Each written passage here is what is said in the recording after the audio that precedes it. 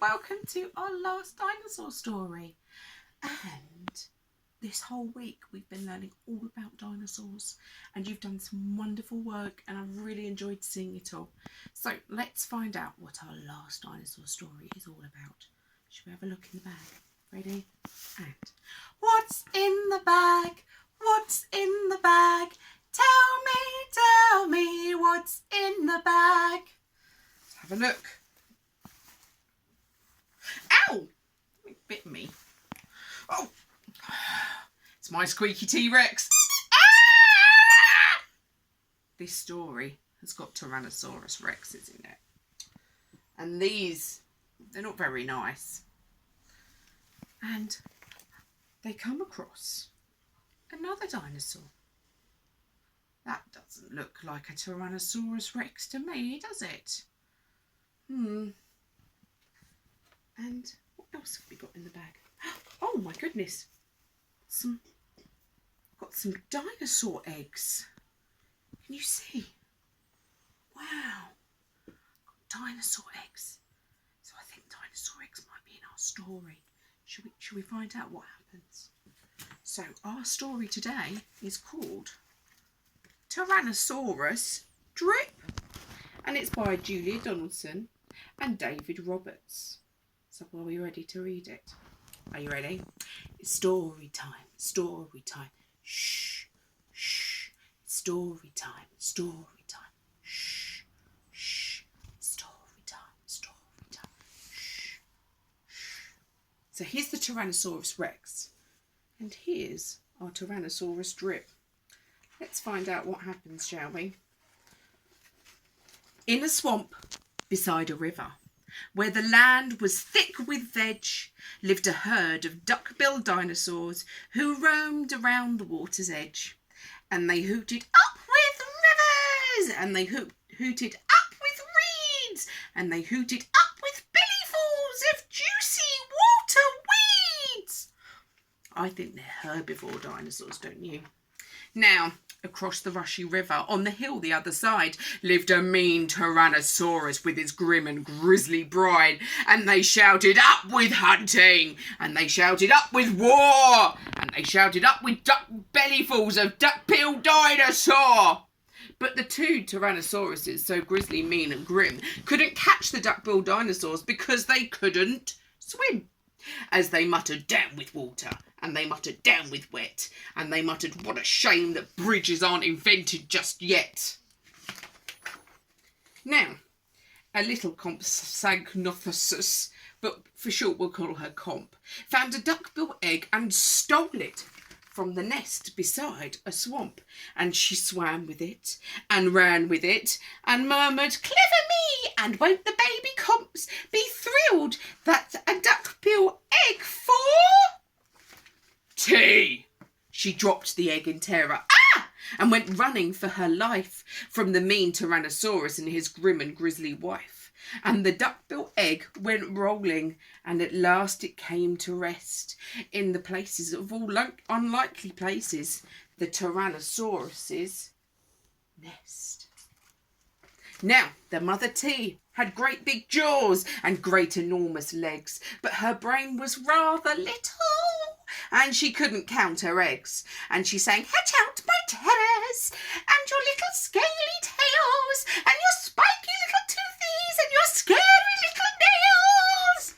Out hatched babies, 1 and 2, and as perfect as could be, but Mother T was horrified with baby number 3. And she grumbled, he looks weedy, and she grumbled, he looks weak, and she grumbled, what long arms, and look, his mouth is like a beak. Oh, he just needs feeding up, said Dad, and gave the babes some meat. The first 2 gulped and guzzled, and the third refused to eat. And he said, I'm really sorry. And he said, I simply can't. And he said, this meat looks horrible. I prefer to eat a plant. A plant? Yelled Mum in horror. And Dad said, get a grip. His sisters found a name for him, Tyrannosaurus Drip. And they shouted up with hunting. And they shouted up with war. And they shouted up with bellyfuls of duck-billed dinosaur.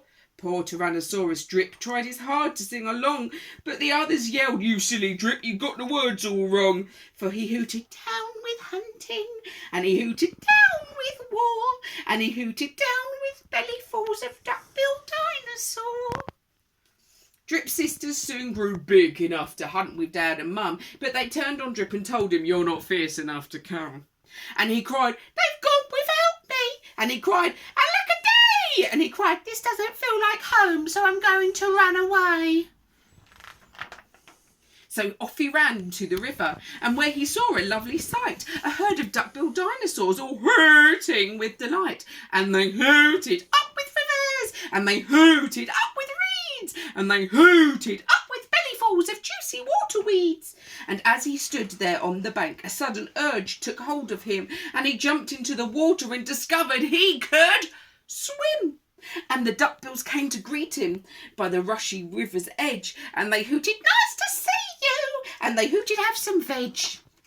And Drip, who was delighted that they hadn't run away, ate bellyfuls of water weeds and played with them all day. And he gazed into the water river and asked them, "Oh, who is that creature in the water?" And they laughed and said, "It's you." And that night the lightning crackled and a storm blew down a tree, and it fell across the river, and the teas cried, "Yippee!" And they shouted up with hunting, and they shouted up with war, and they shouted up with bellyfuls of duck-billed dinosaur.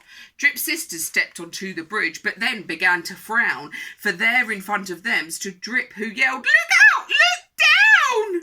And they looked into the water, and they each let out a yelp, and one cried, "Water monsters!" and the other one cried, "Help!" Their mother scolded, "Nonsense!" as she joined them on the tree, and then they looked into the water, and she said, "Oh my goodness gracious me!" The three of them stood trembling, and Dad said, "Get a grip, you're all as drippy as Tyrannosaurus Drip." He strode onto the bridge and scoffed, "I bet there's nothing there." And he looked into the water, and he jumped into the air. And how the duckbills hooted when he landed with a crash, and the tree bridge broke, and 4 Tyrannosauruses went splash. And spluttering and clinging to the branches of the tree, they went whooshing down a waterfall and all the way to sea. And the duckbills hooted happily, "Hip, hip, hip, hip, hooray! Hooray for the heroic one and only Duck-bill Drip." The end. I wonder whether you could try and make a bridge for the Tyrannosauruses to get over to the other side. You show me a picture of it later. There we go. So we've got the carnivores and the herbivores. So maybe you could think of some other carnivore dinosaurs and some other herbivore dinosaurs. And Edith is going to be making a book all about the dinosaurs that she's learnt about this week. So I wonder whether you could do something the same.